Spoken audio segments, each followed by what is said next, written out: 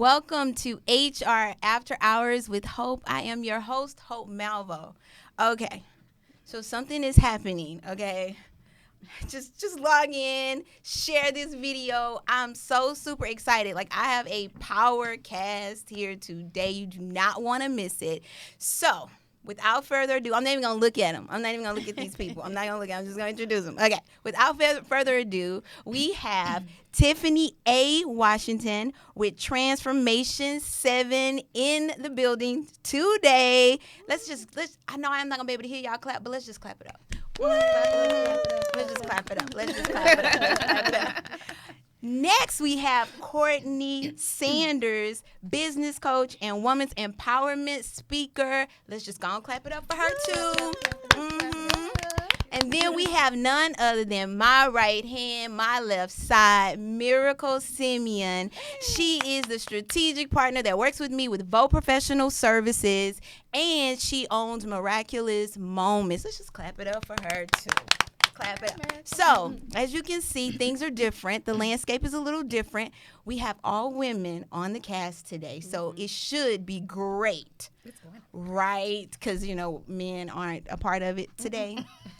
We don't have to deal with it. No sports. We don't have to deal with them talking about us. It's all woman power. All right. So the topic today is the Me Too movement. Has it changed the corporate climate? What's happening at your job today? Everybody share this. I feel like every woman, man should be a part of this conversation, especially women. I feel like Me Too has given us a voice. But the question is, has it been good for us? Has Me Too been good for us? For you guys that don't know what Me Too is, this movement happened actually back in 1997 with Tawana Burke. She was the original founder of Me Too, and it began to take traction when everybody knows these are just allegations. He's not been charged, but Harvey Weinstein, or Steen, can't remember which way it's Weinstein. He had 82 people accusing him of, sexual misconduct and sexual things. And so I guess let's just kick the conversation off. I want you guys to comment below, if you've experienced anything like this. Two, if you know someone who's experienced it. I personally have not experienced any type of sexual advances at work. And it's not, I just think it just hasn't happened. However, I know people that have. Being in HR is really, difficult to not run into a little bit of everything. So I'll just kick it off with what the survey says. Survey says, so 55% of organizations have made changes or plan to make changes on how to deal with sexual harassment. 57% are now on track to either plan or track sexual harassment. And over 72% of employees and managers are either receiving training or plan to receive training. But here's some statistics that has been startling for me. I feel like this came up because we talked about something in the last podcast. If you haven't heard it, go ahead and check us out. HR After Hours. Subscribe to YouTube. I feel like I'm begging y'all to do this every single day. Like, come on, man. Join the channel. Just subscribe to the channel. I don't know what else to say. And it's a good show. So anyway, 60% of managers who are men are uncomfortable participating in common work activities with women. So let's have a discussion around that. How does that actually move us forward? I don't see how that's moving us forward if 60% of men, and most men are in management positions. Yeah, 60% of managers are men, and they are uncomfortable being with women. How does that advance our careers, or how does that stop us from being promoted and growing?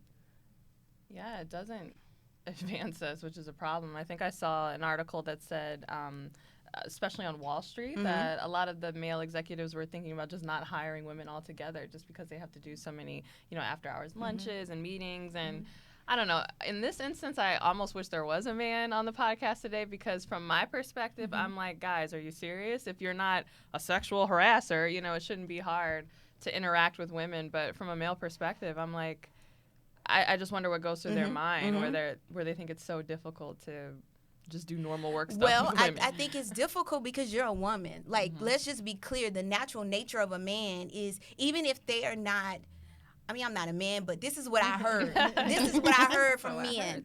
Even if they aren't necessarily attracted to a woman, if a woman walks past and she has something on, he's going to naturally look. So I think it's now they're overly sensitive about, even dealing with women. That doesn't advance us at all.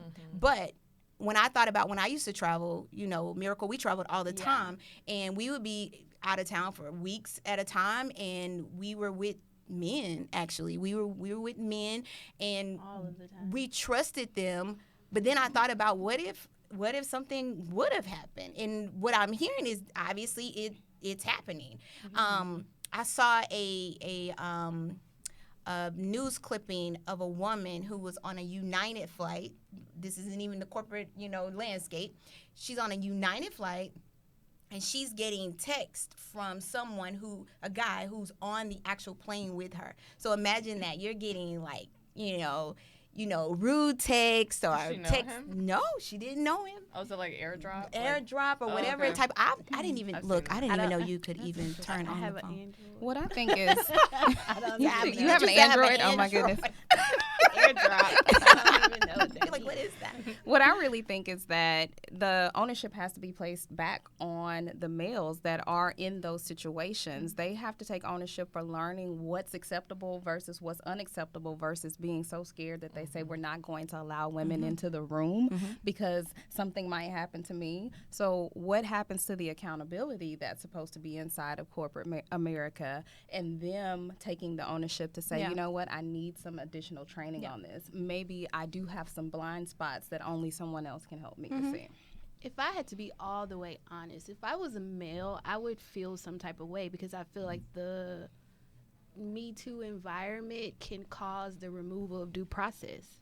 So if I am a male and all you have to say is #MeToo, and I'm already lost my job, I've already been boycotted, I've already lost sales, and there was no due process, I would honestly feel some type of way. Like, let me just. So you feel like they're just guilty by association of it? It's very simple. So if you made Me Too me, let me remove myself. Don't me. Whatever you do, don't Me Too me. You guys comment below. What's your thoughts on this? Yeah, I mean, I guess I can understand that perspective, and because we do travel, or we are in close proximity with men, I could see how a man could feel like, oh God, what should I do in this situation? Because if a woman says it happened, then they're gonna believe that it happened. But then too, I think the companies have a responsibility to make sure that everybody is treated and handled fairly. It kind of goes back to company culture and stuff we talked about on the other podcast. If you don't have things in place, then these loopholes do happen, right?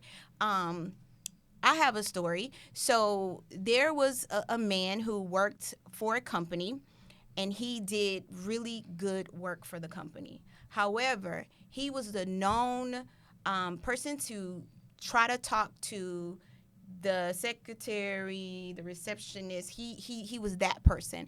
And so it came to me, and I was like, oh, well, we're done. Like, no, that is a zero tolerance.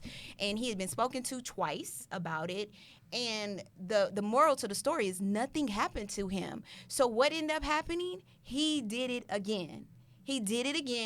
And I mean, I don't work with the company anymore, so I'm not exactly sure if he's still there, but most people that are that way, they're going to be that way. Most guys and girls, because this is a reversal too. I was reading an article where this guy says that he was at a conference, and, he walks up to this guy and he's looking all nervous, and he's like, why are you looking all nervous? And he's like, I mean, I just, had a conversation with this lady and she kissed me. And, he was afraid to continue with the conference. And so in the article, the guy put, pound him too. So it does happen to men a lot, but men aren't saying anything about it. So men, have you ever been him too'd? Because I feel like the reason we're not progressing is because this is something that dates back from, the beginning. Women are looked at differently in the workplace.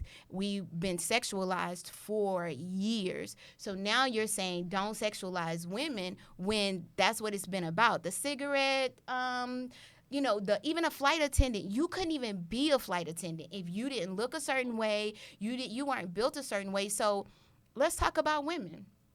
What can we do in this struggle to, one, be noticed for, who we are, what we have to truly offer intellect-wise with the company? How do we get past this? Do we let things go? Do we let simple things go?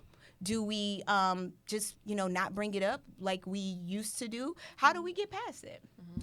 I think we advocate for ourselves first and foremost. You have to know, one, that you're worthy of being your own advocate. And when you are approached with sexual advances, I've been personally approached with sexual advances as an assistant principal, and my teacher who's under me was making advances towards me. He's like, hello. And yes, and so you have to put people back in their place, for lack of a better word, and you have to do that professionally, but you have to let them know that this is not something that I tolerate or that I stand for. Otherwise, it will continue and it will persist, because he felt confident enough, obviously, that was something that was going to be beneficial to them. So advocating is the number one priority. Yeah. I really wish that we kind of changed our training techniques to the harassment. You watch the corny videos. Oh, God, the videos.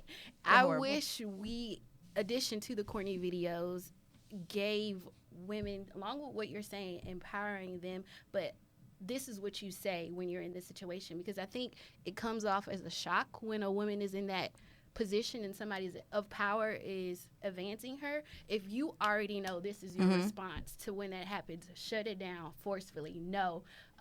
Me and my husband did this on our podcast. We did a kind of acting out of what you would say if you're in that situation. That's good. So if you already train your brain, or you have these set responses, if you're in the situation, you recognize it, you say it, you gain your power back, and you shut it down. But if you're in that position and he's of power, you're like,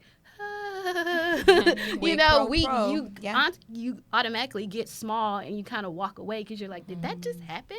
But if you already know, train us on what to respond, like, no, that's not right, we're not going there, do not text me, like I automatic text back when that person is texting her. Airdrop, I don't know what you're talking about. I don't know what you're talking about. This airdrop situation. Can I airdrop back a generic auto reply? Like, do not text me again. Stop. And then too, how many companies are really being progressive though?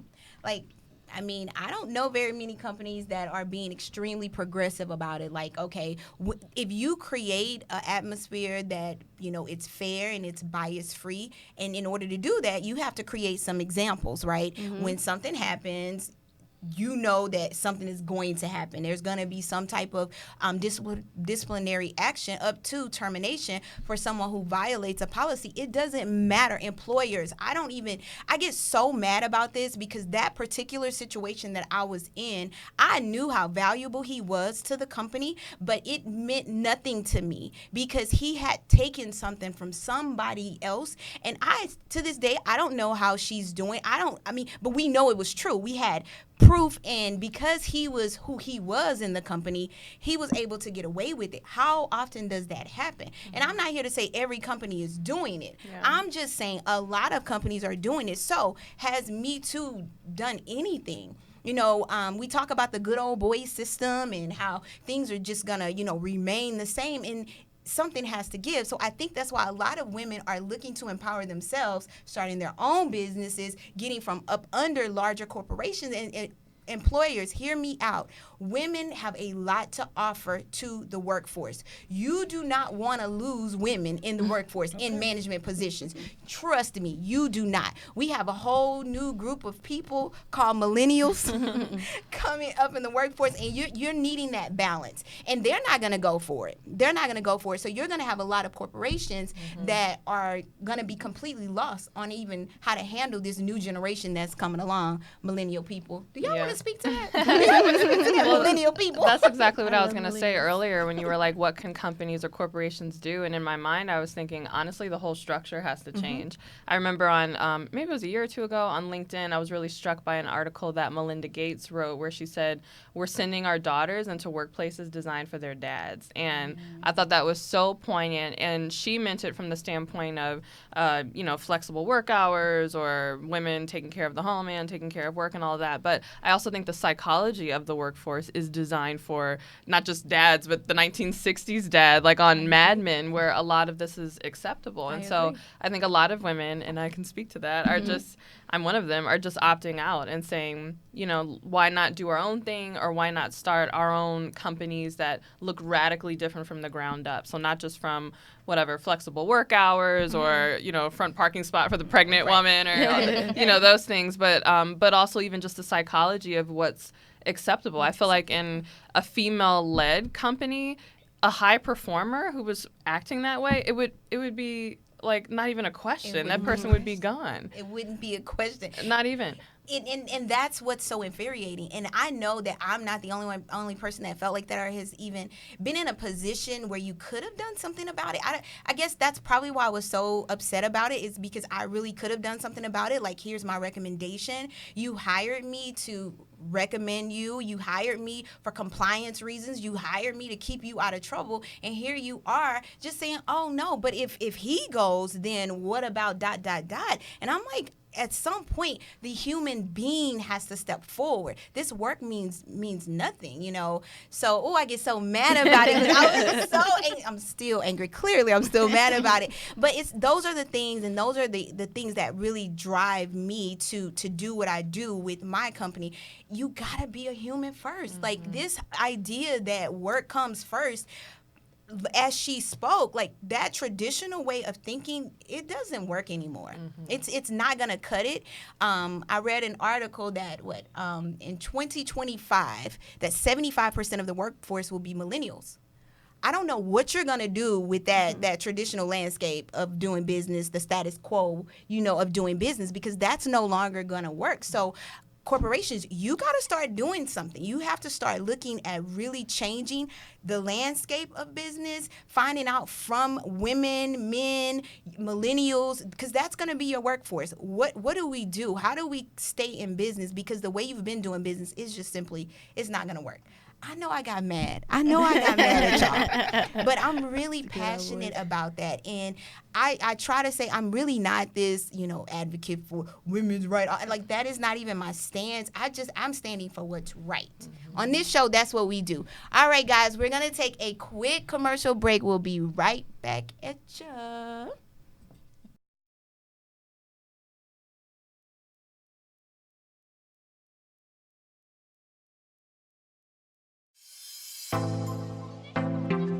The human importance can be a fragmented existence.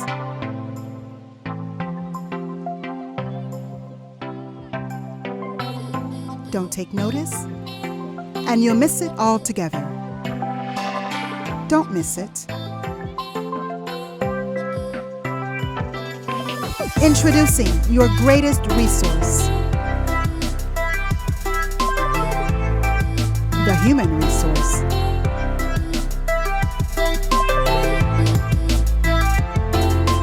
Vo Professional Services is putting the human back in human resource. So come along. Get back to human.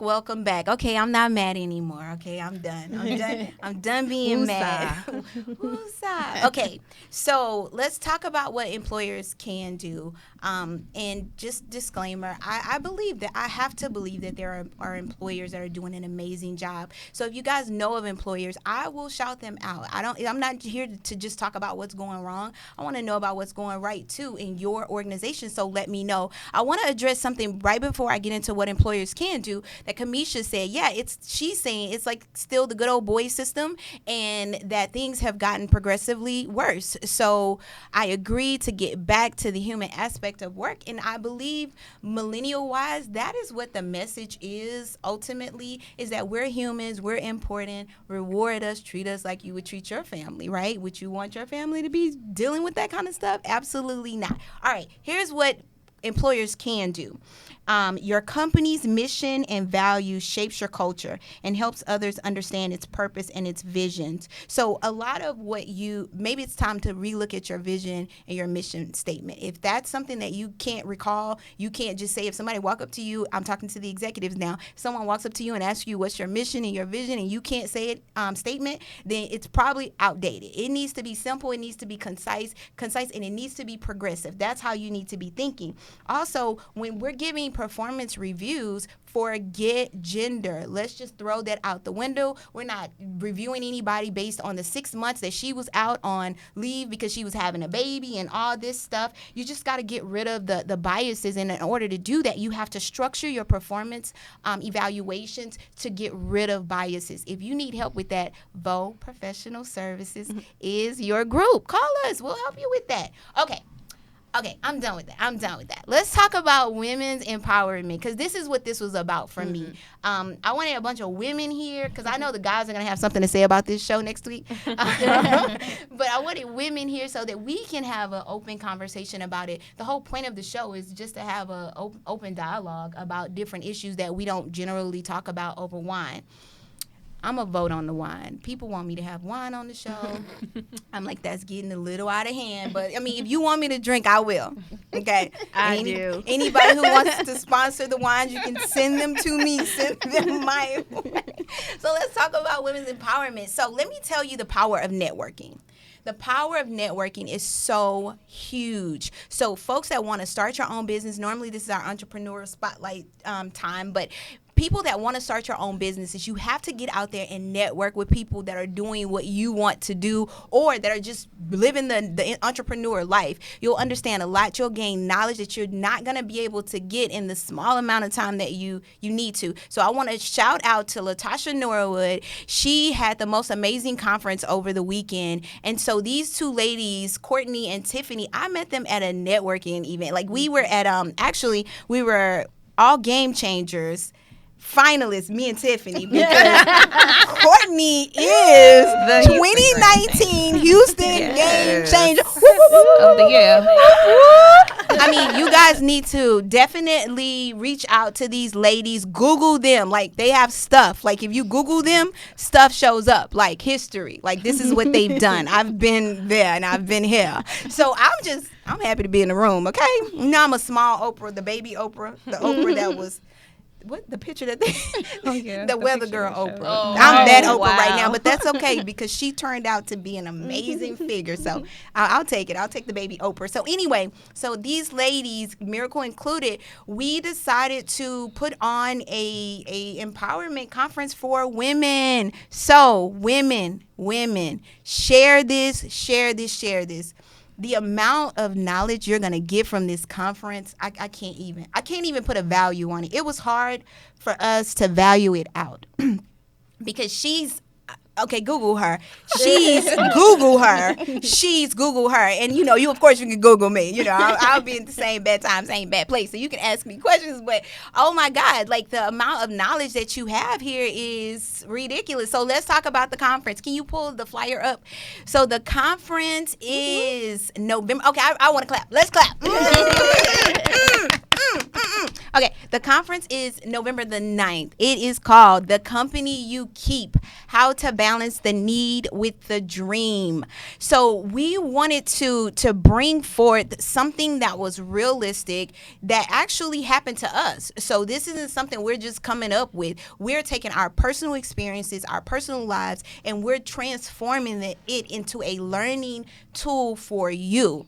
See, we're being vulnerable up here. We're not just telling you what you want to hear. So if you want a real conference where you're going to walk away with some tools to go forward and forge through your business and kill it and skip all the potholes, you need to be there. November the 9th, if you're in Houston, I'm going to put the link the link to my website, because you can go directly to www.bopro.com to register and everything, but I'm also going to make it convenient for you, and I'm going to repost the link so you can see it. So ladies, let's talk about the conference. What will the people get? What will the people get? What do y'all think? I mean, what do you want them to get from it? What do you want the women to get from it?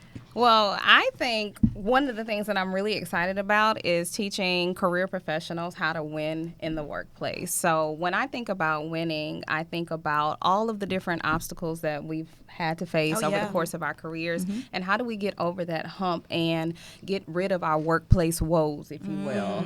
So,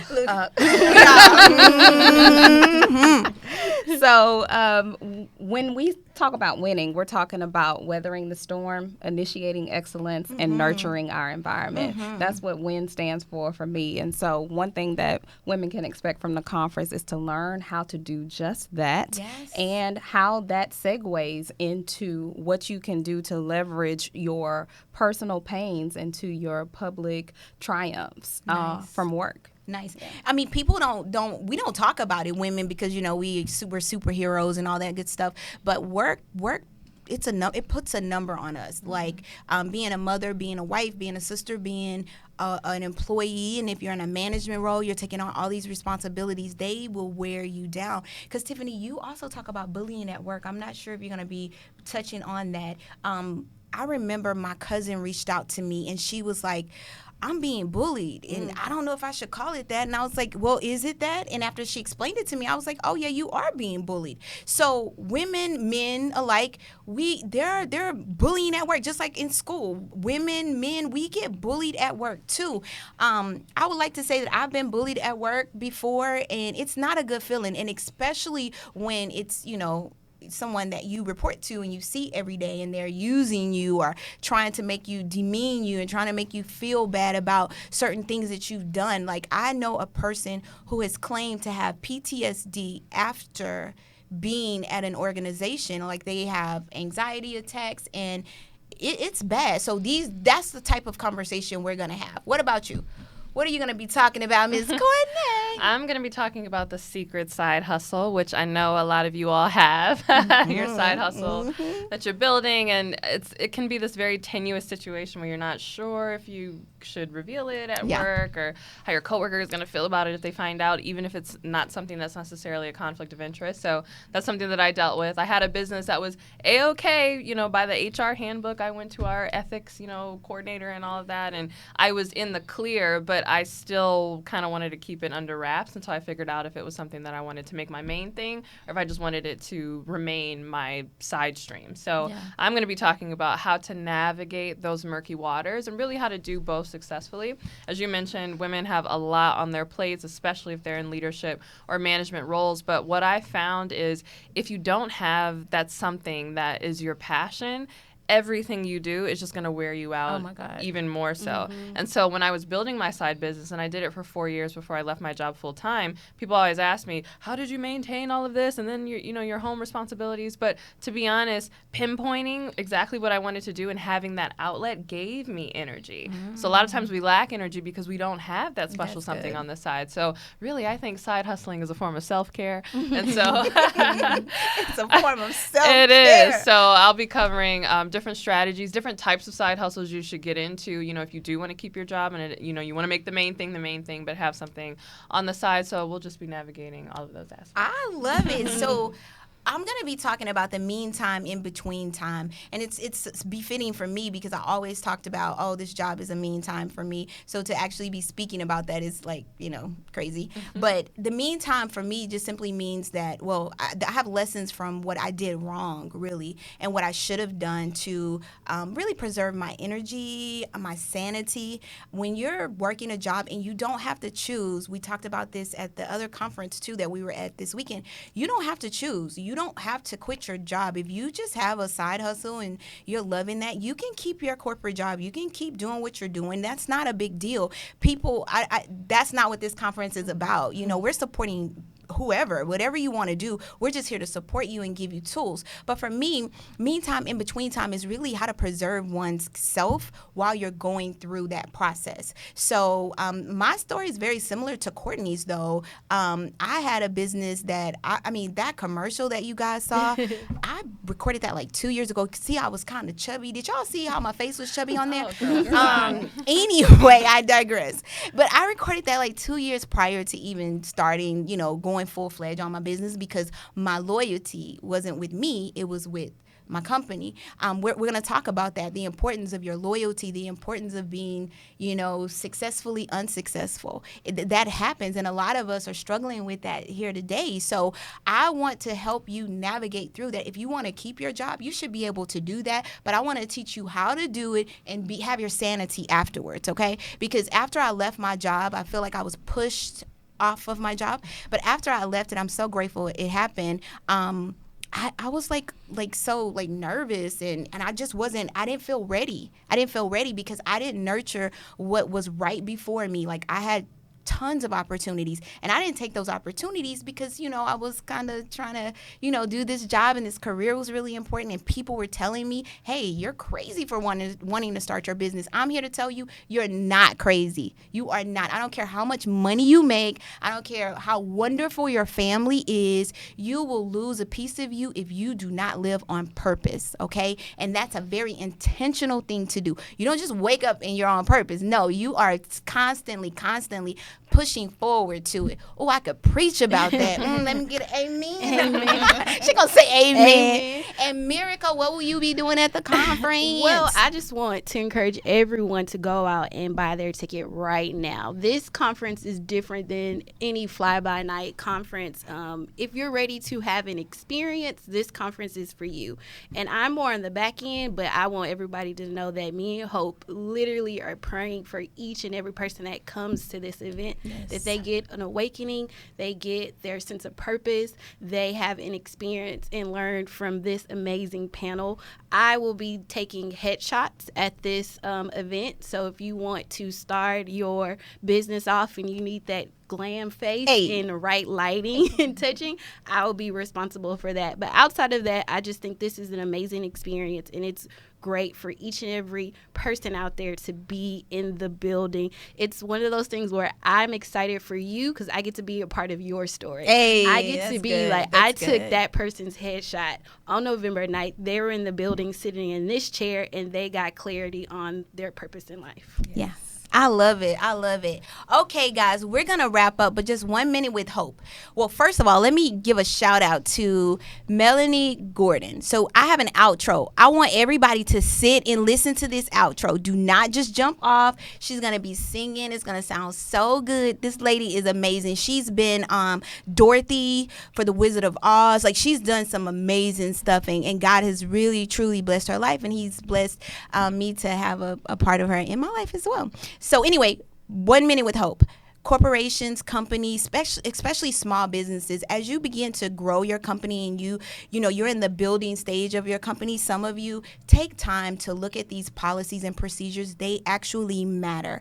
Your culture, the culture of your company is going to determine who stays and who goes. We're far beyond the times where there's pension plans that are keeping people at companies. People simply don't care anymore. They can go on Amazon and have a sales job and never leave their homes. So what's going to get people to be with your company? It's gonna matter. Your corporate culture is going to do it. So I just encourage you to take these notes. These are free nuggets. If you want a deep analyzed type of consultation, I am here for you. I am also doing for the first 7 people that reach out to me, especially small businesses, because those are the people that I feel like need this the most, because you don't always think about these things. I'm running a special for you. So if you're interested, hit me up. I can be reached at professional@gmail.com. Again, I'll put that information down in the comments below. I'd like to thank everybody for joining us today. Thank you, panel. You guys have been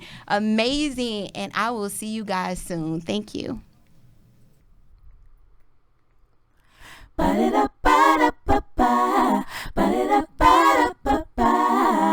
HR